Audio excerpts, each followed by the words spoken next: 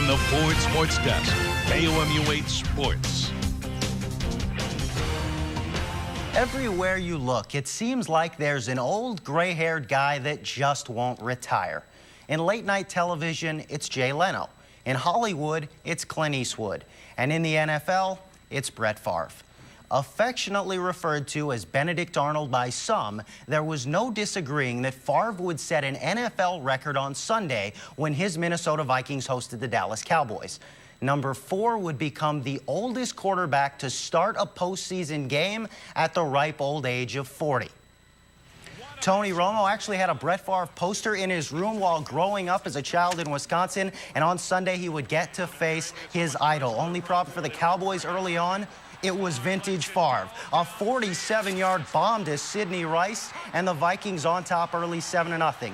We move to the second quarter where Tony Romo running for his life as Kevin Williams and Ray Edwards combined on the sack. Romo was sacked 6 times on the afternoon. That would lead to a Cowboy field goal. Minnesota up 7-3, and at 40 years old, you shouldn't be able to move like that. Brett Favre gets away from Marcus Spears, again finding Rice, and the Viking lead up to double digits. Minnesota with the defense here, Tony Romo hadn't fumbled in 8 straight games as he puts this one on the turf, had 3 turnovers. Another field goal made it 17-3. Would someone like to let Tony Romo know Ben Lieber, not a member of the Dallas Cowboys? His second pick right there, had the fumble, had that one. Another Minnesota field goal, 20-3, and then Brett Favre decides it's time to book the plane tickets to New Orleans. His 4th touchdown of the game, a postseason record for him. Sidney Rice ties Jerry Rice with 3 receiving touchdowns. 1995, that was the first and last time the San Diego Chargers made the Super Bowl. Arnold Schwarzenegger was just a really muscular actor that lived in California. And linebacker Junior Seau, who recently retired from the NFL for a 4th time, was in the prime of his career.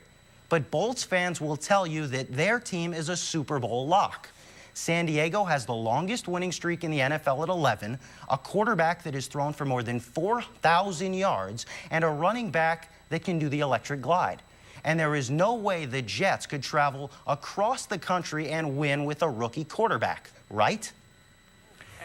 Norv Turner and the Chargers, they've done well in December. They have struggled in January. Early on, though, the Bolts offense clicking. Phillip Rivers to the back of the end zone. Chris Wilson, a nice toe tap, and the Chargers up early 7-0.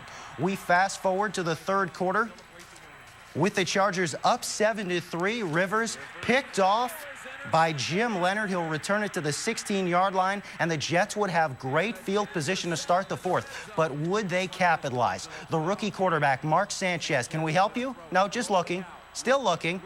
Now I found it. Dustin Keller back of the end zone, and the Jets for the first time all day with the lead 10-7, but they were not done. The rookie out of Iowa, Sean Green, takes the handoff, runs over one defender, and runs by the rest. 23 carries, 128 yards, a 53-yard touchdown score, and a nice LT imitation. But there's a reason the Chargers had won 11 straight games. Phillip Rivers, Vincent Jackson on the crossing route, comes up a yard short. The Chargers would sneak it in to make it 17-14. But with a yard standing in their way from an AFC title game, Thomas Jones picks up 2, and the New York Jets are going to the AFC title as they upset the San Diego Chargers and send them home. That AFC title game against the New York Jets in Indianapolis, 2 o'clock Central Time on CBS. It is a rematch of Week 16 when the Colts pulled their starters and the Jets actually won it 29-15. Also, Super Bowl III. These 2 teams faced off. Joe Namath made the guarantee, and the Jets won 16-7. Here's the hoping they don't make another one. As for the NFC, the Vikings at the Saints, Drew Brees, Brett Favre should be an exciting game, a lot of offense, and a few underrated defenses. And Megan and Lauren, after Brett Favre's performance yesterday, it looks like Courtney Cox was right. 40 really is the new 30. He looked good out there. It was pretty impressive. It was such a fun game to watch, and I was really excited to see the Jets win. You know, that whole Brad Smith connection. See, now I'm torn because the Jets and the Colts are my 2 favorite teams. So Brad Smith did a great job. Brett Favre said that's the reason he came back, and it looks like he's going to get another shot at a Super Bowl. Well, I'd say he's on his way. I'd say so. Thank you. Stick around. We'll be back after this live look out over Columbus.